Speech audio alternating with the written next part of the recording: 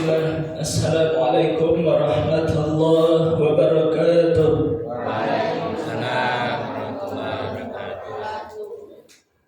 Alhamdulillah. Alhamdulillah ala ni'matil iman wal islam. Walhamdulillah alladzi ja'alana minal muslimin wa lam yaj'alna minal kafirin. Asyhadu an la ilaha illallah wahdahu la syarika lah wa asyhadu anna Muhammadan 'abduhu wa rasuluhu la nabiyya ba'dah. Allahumma rabbana zidna 'ilmana warzuqna fahma. Allahumma inna nas'aluka 'ilman nafi'an wa rizqan thayyiban wa 'amalan mutaqabbalan. Rabbi shrah li sadri wa yassir li amri wahlul 'uqdatam min lisani yafqahu qawli, amma ba'du. Jamaah yang dimuliakan oleh Allah Subhanahu wa taala, para ustaz, para santri rahimakumullah. Alhamdulillah, kita bersyukur kepada Allah Subhanahu wa taala. Allah taala memberikan kita banyak nikmat. Alhamdulillah, Allah berikan kita kesehatan. Dengan sehat kita bisa beraktivitas. Dengan sehat kita bisa istirahat dengan nyaman. Coba bayangkan ketika kita waktu sakit. Jangankan kita beraktivitas, jangankan kita bekerja, istirahat saja tidak nyaman, tidak nyaman. Bahkan ketika seseorang itu sakit, jangankan mau mencari harta, yang ada justru malah habis digunakan untuk berobat. Maka nikmat sehat ini harus kita syukuri. Bagaimana caranya? Yaitu caranya kesehatan kita harus kita gunakan untuk kebaikan-kebaikan. Ketika kita sehat, kita harus bersyukur sehat kita untuk kebaikan-kebaikan. Sehat kita gunakan untuk taat kepada Allah Subhanahu wa taala. Untuk hadir ke masjid, untuk sholat, untuk mencari nafkah yang halal, untuk hadir di majelis ilmu dan aktivitas-aktivitas lainnya. Ini menandakan seseorang itu bersyukur terhadap nikmatnya. Salawat dan salam kita haturkan pada Nabi Muhammad sallallahu alaihi wasallam. Semoga kita umat nanti mendapatkan syafaat dari beliau, amin ya rabbal alamin. Tema kita pada malam hari ini yaitu tentang beginilah akhlak salafus salih. Beginilah akhlak salafus salih. Salafus salih itu artinya, salaf artinya terdahulu, salih artinya ya orang-orang salih. Jadi orang-orang salih terdahulu. Bagaimana akhlak orang-orang salih terdahulu? Dan siapa orang-orang salih terdahulu? Jadi kalau disebut dengan salafus salih, maka orang-orangnya adalah yang pertama adalah Nabi. Jadi kalau disebut salafus salih, orang saleh terdahulu, itu yang pertama kali adalah siapa? Nabi. Siapa orang yang paling saleh di dunia ini? Ya Nabi. Gak ada yang saleh kecuali Nabi. Nabi itu surganya jelas, dijamin surga. Nabi itu sebelum wafat sudah disiapkan surga. Termasuk salafus saleh ini ya. Kemudian yang kedua siapa? Pengikut Nabi, sahabat Nabi. Sahabat Nabi ini disebut dengan salafus saleh. Kenapa? Karena mereka ini adalah bertemu Nabi, kemudian bersyahadat masuk Islam di depan Nabi, kemudian wafat dalam keadaan Islam. Jadi sahabat itu syaratnya ada 3. Yang pertama bertemu Nabi, bertatap muka dengan Nabi. kemudian wafat dalam keadaan Islam, itu sahabat Nabi. Ada yang dia ini seperti Uwais Al-Qarni ya. Uwais Al-Qarni ini bertemu hidup pada zamannya Nabi.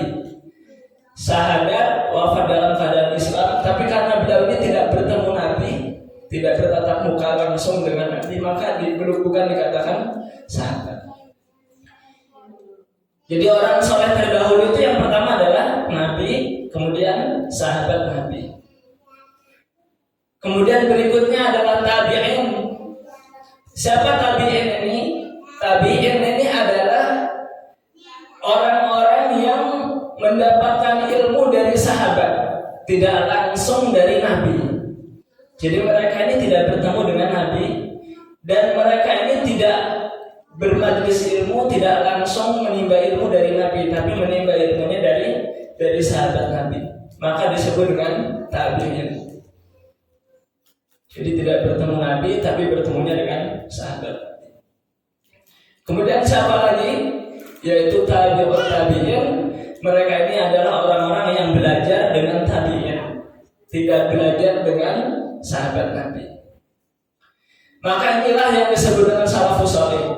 Maka kata Nabi, khairul qurun qarni, tsumma alladziina yalunahum, tsumma alladziina yalunahum. Ini Nabi yang menjamin. Kata Nabi, sebaik-baik generasi adalah generasiku dengan para sahabat. Jadi Nabi dan para sahabat. Tsumma alladziina yalunahum, kemudian setelahnya yaitu tabi'in. Tsumma alladziina yalunahum, kemudian setelahnya yaitu tabi'ut tabi'in.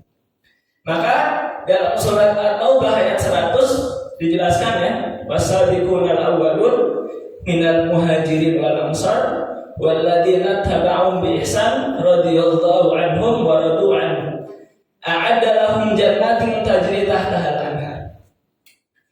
Jadi Nabi, kemudian orang-orang yang pertama masuk Islam, para sahabat ya, kemudian orang-orang yang mengikuti sahabat.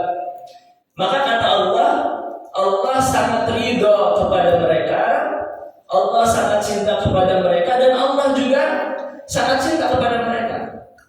Jadi mereka cinta kepada Allah dan Allah sangat cinta kepada mereka. Sehingga karena saking Allah itu cinta kepada mereka, maka kata Allah, a'adda lahum jannatin tajri tahtaha al-anhar. Allah telah siapkan bagi mereka yaitu surga yang di bawahnya mengalir sungai-sungai. Jadi surganya mereka itu sudah jelas ya. Salafus saleh itu surganya sudah jelas. Nabi, sahabat Nabi, kemudian pengikut sahabat Nabi, kemudian pengikutnya lagi.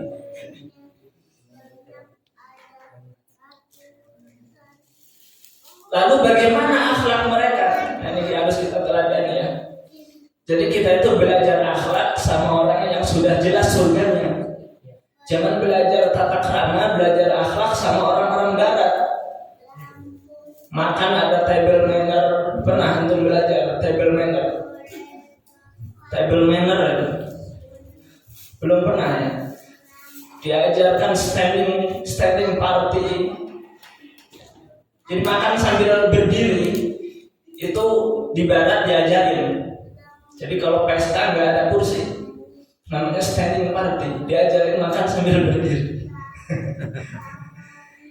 Dan itu menurut mereka baik ya. Jadi kita ini kalau belajar akhlak, belajar sama orang yang sudah jelas surganya, jangan belajar sama orang yang belum jelas. Siapa mereka? Ya tadi ya, Nabi, sahabat Nabi, tabi'in, tabi'ut tabi'in. Termasuk ulama 4 mazhab itu kan? Itu termasuk dalam ulama tabi'in, tabi'ut tabi'in. Imam Asy-Syafi'i, Imam Hambali ya. Kemudian Imam siapa lagi? Imam Ahmad dan seterusnya.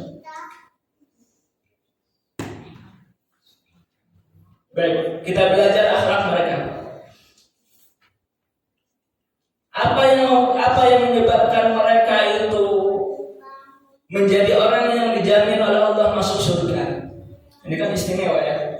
Kalau orang sudah dijamin masuk surga berarti kan istimewa. Apa istimewanya? Baik. Amalan istimewanya yang pertama,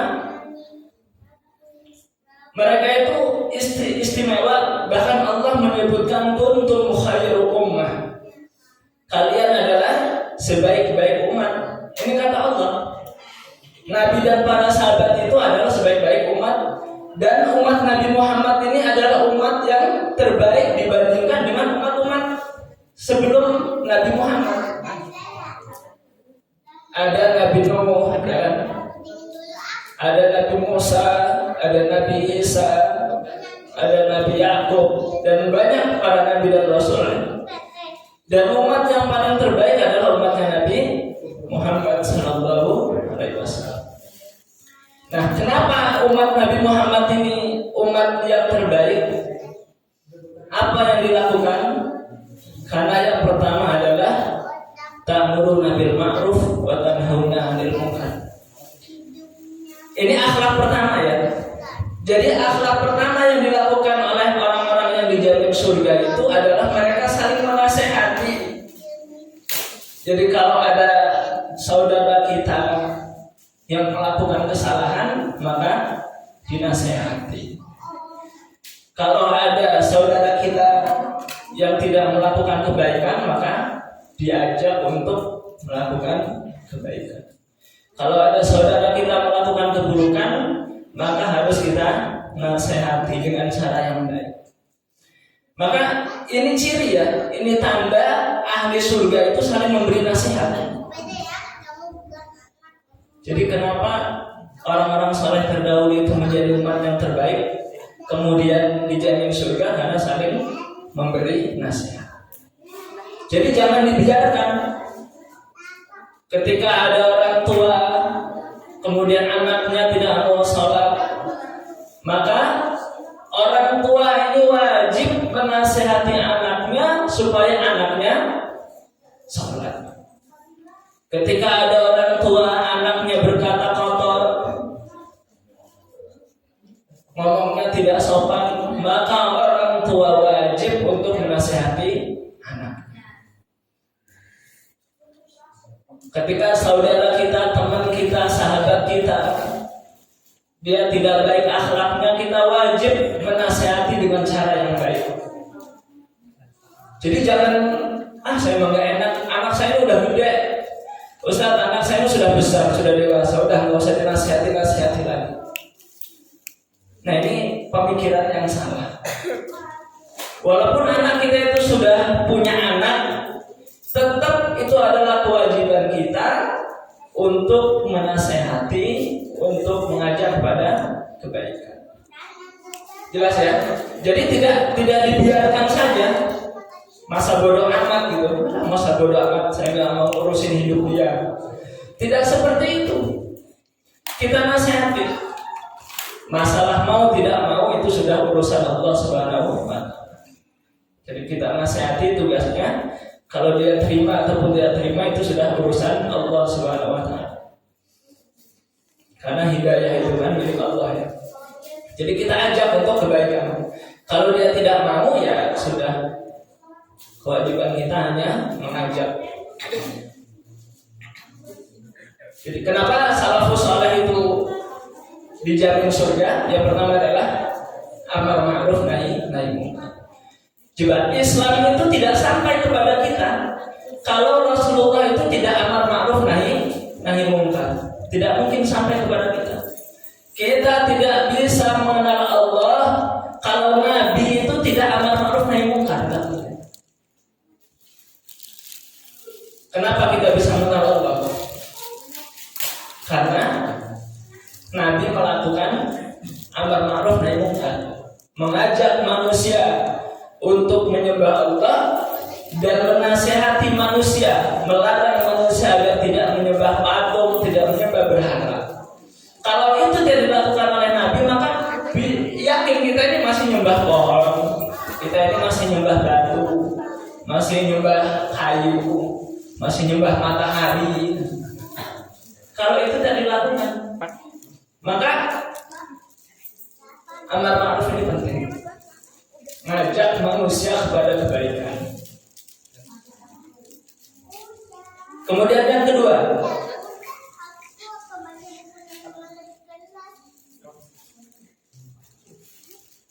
Kemudian yang kedua, kenapa Nabi dan para sahabat tabi'in, tabi'ut tabi'in, mereka itu adalah generasi yang dijamin surga Allah SWT?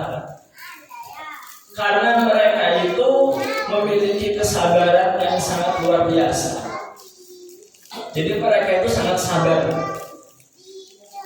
Sabar itu luar biasa. Sabar itu kan berat ya.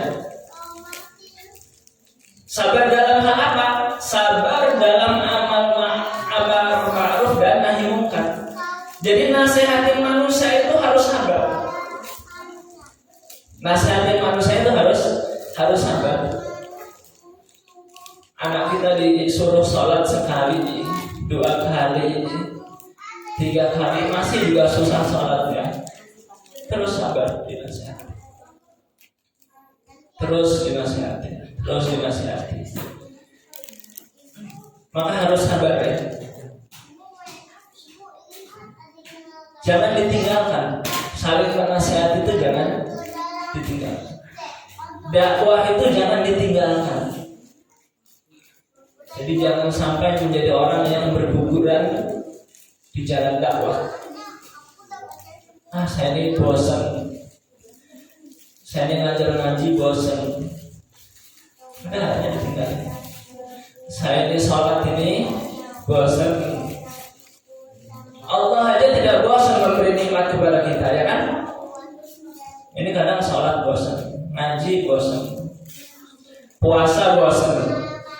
Puasa Ramadan 30 hari cuman diambil pertamanya saja. Hari ke-1, kedua, ketiga, baru lama betul. Syawal ini. Lebaran ini sangat lama betul. Padahal puasanya baru 3 kali. Baru 3 hari. Bosan akhirnya udah gak puasa lagi. Atau diambil ujungnya aja. Dan pas waktu hari terakhir puasa. Nah jadi jangan bosan ya. Jangan bosan, harus sabar. Jadi sabar itu ada 3 macam. Dalam taat ini harus sabar. Kemudian yang kedua dalam meninggalkan maksiat harus sabar. Kemudian dalam musibah harus sabar. Jadi musibah kita kan macam-macam kan. Waalaikumsalam. Musibah kita ini macam-macam. Punya santri bandel, ya itu musibah itu. Maka harus sabar. Terus ada apa lagi? Ya macam-macam, punya anak bandel, itu musibah. Motor parkir di masjid hilang, sendal di masjid kita ke masjid hilang, nah itu musibah. Maka harus sabar. Dan itu berat ya, dan sabar itu berat. Sholat subuh itu berat betul itu. Nah, melakukannya harus sabar.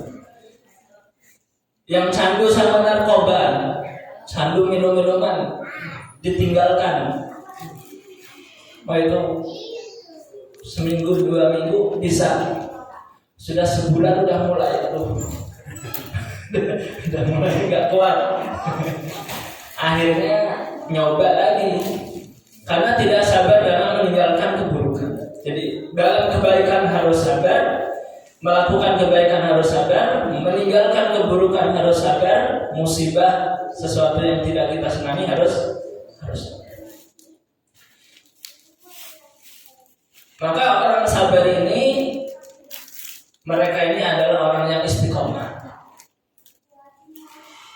Istiqomah ya sampai wafat. Istiqomah, sehingga orang yang istiqomah itu dijamin surga. Jadi orang yang istiqomah itu dijamin surga. Jadi jangan sampai kebaikan itu ditinggalkan. Nabi itu dakwahnya sampai wafat, mengajak manusia untuk menyembah Allah, salatnya, puasanya, semuanya Nabi itu sampai wafat. Termasuk para sahabat tadi yang tabi'in, tabi'ut tabi'in.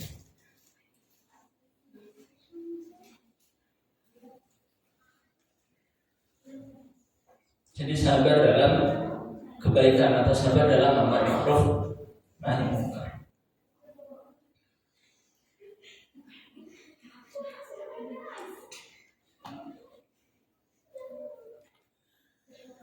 Kemudian yang ketiga, kenapa Nabi, para sahabat, tabi'in, tabi'ut tabi'in itu mereka dijamin surga? Karena mereka itu punya sifat lemah lembut. Jadi mereka itu punya sifat lemah lembut. Asyidda'u 'alal kufar wa ruhama'u bainahum. Jadi mereka itu kasih sayang lemah lembut kepada sesama muslim. Nah ini penting. Ini akhlak yang paling tinggi. Jadi lemah lembut. Sama orang tua harus lemah lembut. Sama saudara-saudara kita, sama kakak, sama adik harus lemah lembut. Sama sahabat-sahabat kita, sama kawan kita, sama bestie kita harus lemah lembut. Jadi jangan kasar. Apalagi masalah perkataan ya. Sekarang ini kan banyak perkataan-perkataan yang kasar dan itu dianggapnya sesuatu yang biasa. Sama kawannya ngomong sesuatu yang buruk. Apa itu contohnya? Banyak. Ngomong tolol, itu sesuatu yang kasar itu. Goblok, itu kasar itu. Dasar kamu ini. Dan perkataan kasar kita itu adalah sebuah doa. Jadi jangan sampai terucap, ya. Jangan sampai terucap. Apalagi orang tua kepada anak. Jadi orang tua kepada anak itu ketika berkata kasar maka itu adalah doa. Oh kamu anak dasar apa gitu kayak gitu. Disensor. Berkata kasar lah pokoknya.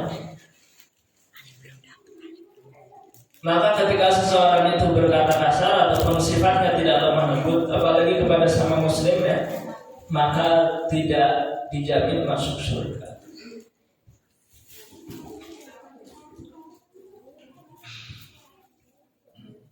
Maka sifat lemah lembut ini harus kita usahakan ya. Harus kita usahakan karena ya kadang manusia ini kadang marah, kadang emosi. Dan itu kadang berlebih-lebihan, itu yang nggak boleh. Kita ini boleh marah, kita ini emosi itu wajar, tapi jangan berlebih-lebihan. Sampai berkata kasar atau memukul, menganiaya, gitu.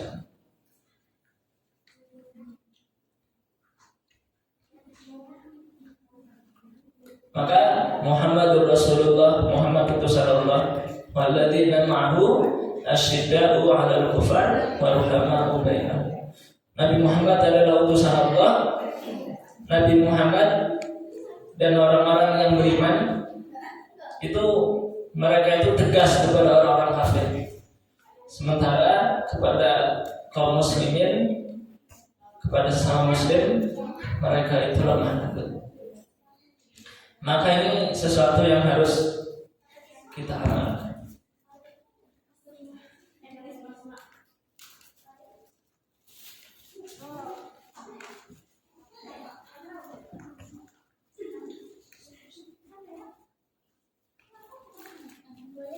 Kemudian berikutnya yaitu bersegera dalam melakukan sholat. Ini penting. Jadi kenapa mereka itu dijamin surga? Karena mereka itu orang-orang yang sholat itu dinomorsatukan. Jadi nggak ditunda-tunda, apalagi ditinggalkannya. Apalagi ditinggalkan, ditunda aja enggak. Jadi ciri ahli surga itu mereka itu tidak meninggalkan sholat. Itu ciri ahli surga, sholat 5 waktu ya. Jadi sholat 5 waktu itu harus betul-betul dijaga.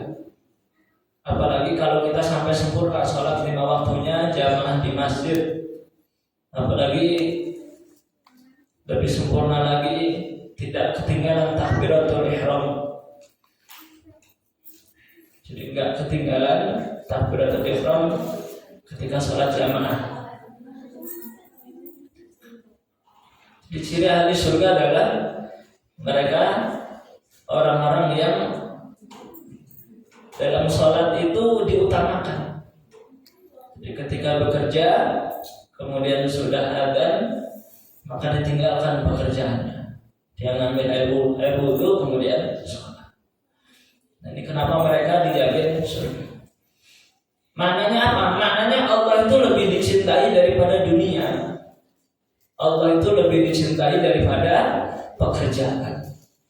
Jadi di hatinya dipenuhi dengan rasa cinta kepada Allah, bukan dipenuhi dengan rasa cinta kepada dunia. Bukan dunia itu nggak penting ya, dunia itu penting.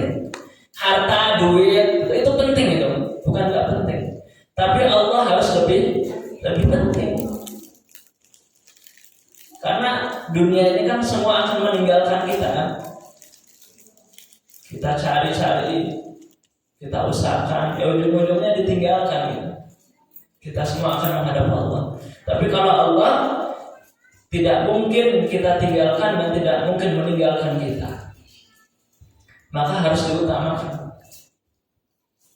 Dan ibadah yang paling utama adalah sholat. Yang pertama kali dihisabkan, awwalu yuhasabu bihi yaumil qiyamah as-shalah. Pertama kali amal yang dilakukan, yang pertama kali dihitung nanti pada hari kiamat itu sholat. Jadi bukan puasa, bukan sedekah, bukan membantu orang, bukan berbakti kepada kedua orang tua, bukan. Yang pertama kali dihitung adalah sholat. Jadi kalau sholatnya baik, maka semuanya akan baik. Jadi kalau orang itu menjaga sholat, maka semuanya akan bernilai ibadah. Jadi ketika bekerja, maka pekerjaannya itu dapat pahala. Apa itu kerjanya? Apa tani, apa dagang, apa gojek, tukang ojek, pokoknya semua aktivitas dunia ini itu akan bernilai pahala kalau seseorang itu tidak meninggalkan sholat. Jadi bahkan tidurnya juga bernilai pahala. Saya tidur habis sholat isya atau tidur jam 10. Jadi nanti pagi saya lihat mau sholat subuh.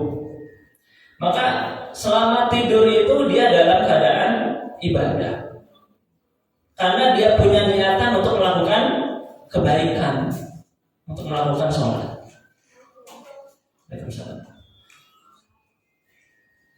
Ketika bekerja lagi di sawah gitu, pagi-pagi jam 7 berangkat. Nah pokoknya nanti kalau udah azan saya mau pulang mau sholat. Maka bekerja itu bernilai pahala di sisi Allah Subhanahu Wa Taala. Nah ini pentingnya sholat. Jadi kalau sholatnya bagus, maka semua aktivitas dunia kita itu bernilai pahala. Mencari nafkahnya pahala, mencari nafkahnya pahala, bahkan tidurnya saja berpahala. Maka sholat ini jangan sampai kita tinggalkan. Sampai kapan ya? Sampai kita wafat, sampai kita disolati, sampai kita disolati. Maka sholat itu adalah perkara yang tidak bisa diqadha. Beda sama apa? Sama puasa. Kalau puasa kan wa in kuntum maridan aw ala safarin fa'iddatun min ayyamin ukhra. Jadi kalau dalam kondisi sakit, dalam kondisi perjalanan, maka boleh diganti pada bulan yang lain selain bulan Ramadan. Tapi kalau sholat tidak. Kalau dalam kondisi sakit, maka sholatnya sambil duduk. Wudunya dingin, maka harus tayamum. Cukup di dinding ataupun di kayu yang ada debunya atau di lantai dan seterusnya, tayamum. Kalau duduk juga nggak bisa, maka berbaring, sambil berbaring menggunakan isyarat. Maknanya apa? Maknanya sholat ini memang tidak boleh ditinggalkan. Bahkan kata Nabi, baina rajuli wa bainal kufri tarku shalah. Cirinya orang kafir sama orang Islam itu satu aja, sholat. Jadi kalau orang itu sudah meninggalkan sholat, maka dia telah kafir. Jelas ya? Yang pertama tadi apa? Yang pertama amalan seseorang sehingga dia dijamin masuk surga itu. Kenapa Nabi dan para sahabat itu dijamin surga? Karena mereka itu saling menasihati. Kemudian yang kedua, sabar, istiqomah. Sabar sama istiqomah itu kan sama ya. Istiqomah sama sabar itu sama. Kemudian yang ketiga, lemah lembut. Lemah lembut, jangan sampai kita kasar. Saya mau siapapun kita, cukup dengan ekspresi kita aja. Orang emosi itu kadang ekspresinya nggak enak kok, ya kan? Jadi udah orang lihat kita udah ekspresinya nggak enak itu aja udah sebenarnya ya dosa juga gitu.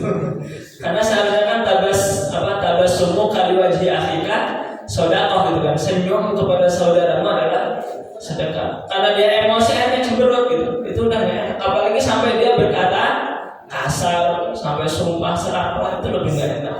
Apalagi sampai mukul, sampai menganiaya rumah tangga, sampai KDRT, alhamdulillah. Maka harus lemah lembut. Jangankan sama manusia ya, Nabi itu jangan sama manusia, sama hewan aja harus lemah lembut. Pipis itu nggak boleh di lubang semut. Itu saking lemah lembutnya sama hewan, nggak boleh. Lubang semut dipipisin. Ya siapa tahu semut lagi makan bareng kan, tahu banjir bandang. Karena pipis kita itu kan gaul gitu. Maka harus lemah lembut. Jangankan sama manusia, sama hewan saja bisa lemah lembut.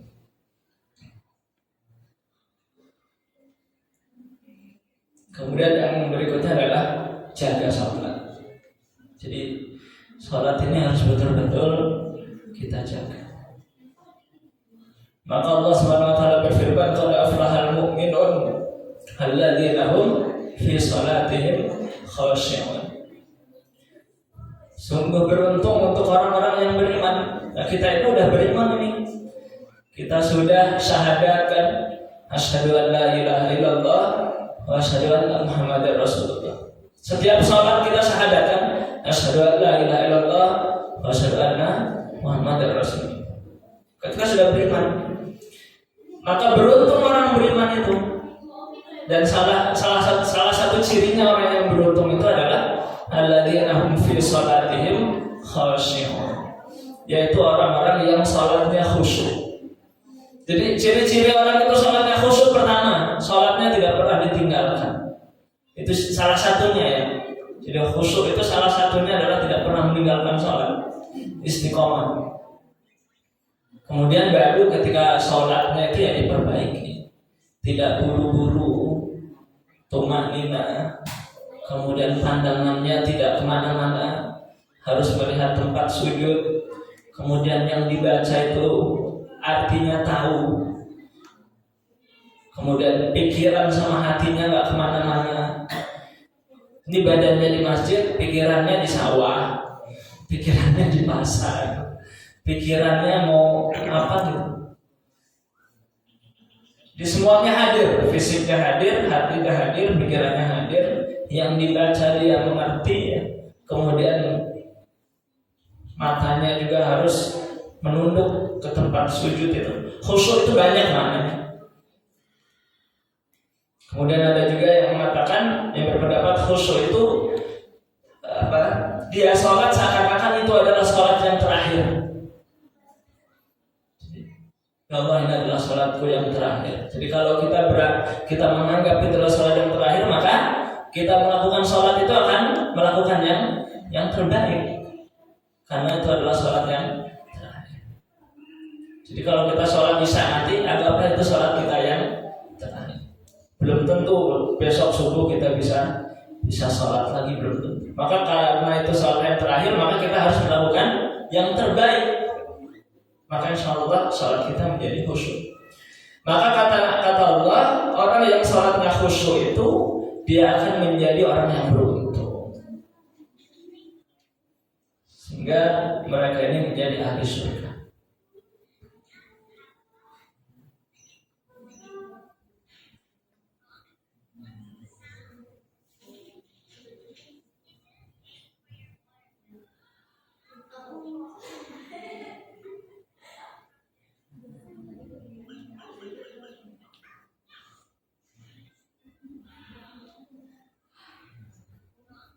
Kemudian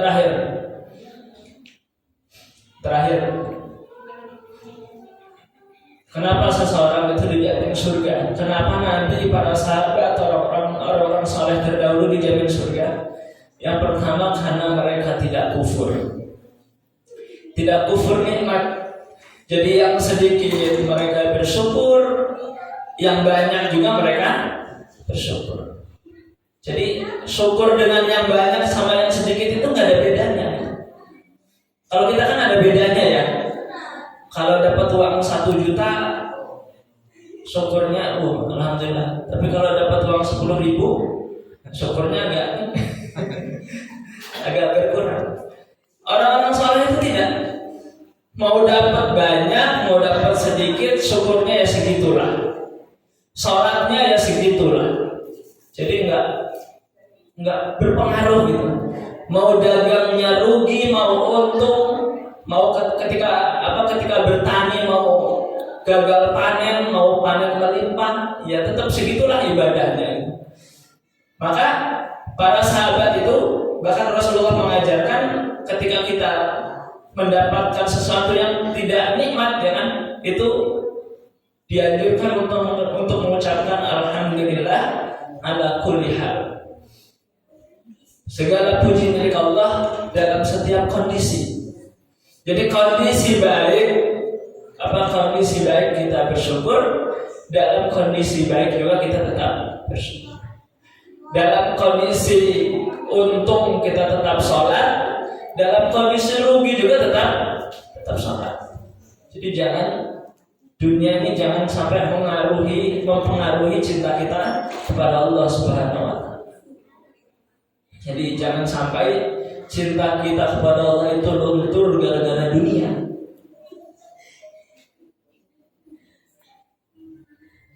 Kan ada manusia itu kan ya, yang cinta Allah itu karena dunia.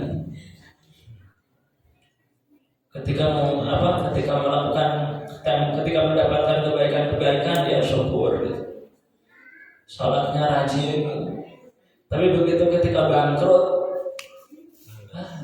atau sebaliknya, ketika dia mendapatkan kebaikan dia lupa sama Allah. Begitu dia sakit, kemudian usahanya bangkrut, baru dia menghadap Allah. Kan ada yang seperti itu ya. Nah, Nabi dan para sahabat nggak seperti itu. Konsep cinta sama Allahnya tidak seperti itu. Seperti sahabat Abu Hurairah ya, sering Ustaz sampaikan. Sahabat Abu Hurairah itu saking miskinnya, jadi beliau itu nggak punya rumah, tinggalnya di masjid. Itu sahabat Abu Hurairah yang dijamin surga ya, yang hafal berapa ribu hadis. Bahkan sahabat Abu Hurairah saking miskinnya, beliau itu pernah pingsan karena kelaparan. Kita pernah lapar sampai pingsan gitu? Nggak pernah. Sahabat Abu Hurairah itu pernah pingsan gitu. Para sahabat itu kaget, dikira kena penyakit gitu atau kena wabah. Ketika ditanya kenapa wahai Abu Hurairah engkau pingsan? Apa kata Abu Hurairah? Sungguh aku pingsan karena aku merasakan kelaparan yang sangat dahsyat. Itu kan luar biasa ya. Tapi ya tetap gitu, walaupun kondisi seperti itu, tetap ibadahnya berjalan. Ada sahabat Nabi itu yang hartanya disedekahkan gak habis-habis, seperti Abdurrahman bin Auf. Abdurrahman bin Auf itu kalau membawa barang dagangan, kota Madinah itu penuh dengan ontanya Abdurrahman bin Auf sekaligus barang dagangan yang ada di pondok-pondok onta itu. Saking kayanya. Bahkan seluruh penduduk Madinah itu pernah merasakan hartanya Abdurrahman bin Auf. Terus apakah beliau sombong? Enggak. Apakah beliau sholatnya tambah rajin? Ya enggak, ya segitu-segitulah sholatnya gitu. Ya seperti itu gitu. Ketika kaya, ketika belum kaya, ya seperti itu. Abdurrahman bin Auf itu kan dulu di Mekahnya memang kaya. Kemudian ketika hijrah di Madinah, beliau itu nggak membawa apa-apa. Harta yang ada di Mekah diambil semua sama orang-orang kafir Quraisy. Beliau itu cuma bawa baju yang melekat aja, nggak bawa apa, nggak punya apa-apa di Madinah, lontang lantung cuma pakai baju aja. Apakah terus akhirnya dia meninggalkan sholat? Terus dia sholatnya jadi tambah semangat gitu? Ya nggak, tetap aja nggak ngaruh gitu, karena memang beliau itu cinta kepada Allah dan tidak ada urusannya dengan dunia. Maka ciri-ciri orang-orang yang insya Allah akan dimasukkan surga adalah orang-orang yang diberikan keistiqomahan dan tidak kufur nikmat, Maka ini penting ya. Jadi setiap kondisi kita harus mengucapkan alhamdulillah, harus bersyukur. Ketika kita sakit, kita mengucapkan alhamdulillah ala kulli hal. Karena dengan sakit kita bisa istirahat, dosa-dosa kita berguguran, dosa-dosa kita diampuni oleh Allah Subhanahu wa taala. Karena dengan sakit kita bisa mengingat kematian. Kalau orang itu nggak pernah sakit, pasti dia akan menjadi seperti Firaun. Firaun itu kan mengaku sebagai Tuhan karena nggak pernah sakit. Sakitnya pas waktu tenggelam di laut merah aja. Karena nggak pernah sakit, akhirnya mengaku dirinya sebagai Tuhan. Faqala ana rabbukumul a'la. Nah ini penting. Jadi setiap kondisi itu harus bersyukur kepada Allah Subhanahu wa taala. Karena di balik musibah, di balik sesuatu yang tidak kita sukai itu ada kasih sayang Allah Subhanahu wa taala. Maka kita terus taat kepada Allah ya. Dalam kondisi apa saja? Dalam kondisi sakit kita taat kepada Allah, dalam kondisi sehat kita taat kepada Allah. Jadi jangan sampai berubah cinta kita kepada Allah karena lantaran dunia. Jadi jangan ngaruh ya. Jangan mempengaruhi urusan dunia kita terhadap cinta kita kepada Allah. Baik, insyaallah ya. Mudah-mudahan sedikit nasihat ini bermanfaat khususnya untuk diri Ustaz pribadi. Semoga bisa kita pahami dan bisa kita amalkan dalam kehidupan kita sehari-hari. Terus kita memberikan nasihat terutama untuk anak-anak kita ya, untuk saudara kita, untuk sahabat kita. Berikan nasihat. Kemudian terus kita bersabar ya. Sabar dalam ketaatan, sabar dalam musibah, sabar dalam maksiat, meninggalkan maksiat, itu harus terus sabar. Dan terus kita jaga sholat kita sampai kita menghadap Allah Subhanahu wa taala. Jangan sampai kita meninggalkan sholat, terus kita jaga. Kalau di video-video itu kan ada kan ya, orang yang meninggalnya dalam keadaan sujud, jangan. Kalau Ustaz Moko Ginta itu mantan pendeta itu wafatnya dalam keadaan tasyahud. Asyhadu an la ilaha illallah wa asyhadu anna Muhammadar Rasulullah, itu wafat. Karena menjaga sholat dan beliau senantiasa mensyahadatkan orang-orang ya, mantan pendeta kemudian menjadi muslim. Banyak orang-orang yang tadinya di luar Islam menjadi mu'alaf lantaran Ustaz Moko Ginta. Jadi setiap harinya beliau itu selalu mensyahadatkan orang. Asyhadu an la ilaha illallah, asyhadu anna Muhammadar Rasulullah. Ada di videonya di YouTube itu bisa mau gitu. Sehingga pada akhir sholat asar itu ya, ketika tasyahud akhir itu, asyhadu an la ilaha illallah wa asyhadu anna Muhammadar Rasulullah, beliau itu seperti tidur dan wafat. Nah ini wafat dalam keadaan sholat, wafat dalam keadaan syahadat, itu luar biasa. Maka sholat ini jangan sampai kita tinggalkan.